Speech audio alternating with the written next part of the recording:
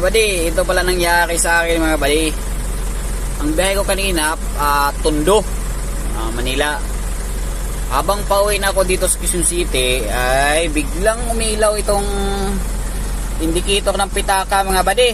Nung nandun na ako sa may C3. Kaya ito mga buddy, i-check natin kung anong problema, bakit umiilaw itong indicator ng pitaka.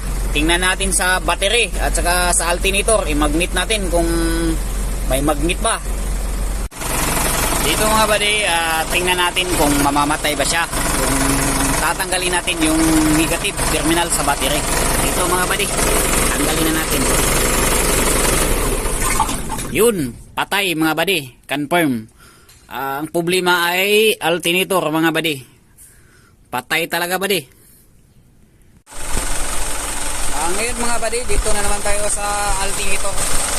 Subukan natin i-magnet kung may magnet pa ba o wala na. Ito, subukan natin mga buddy. Wala na talaga buddy. Wala nang magnet.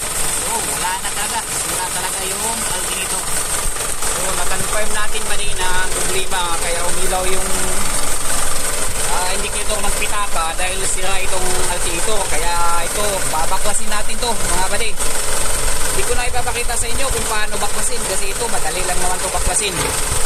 Pa-subscribe po, follow, like, and share mga buddy.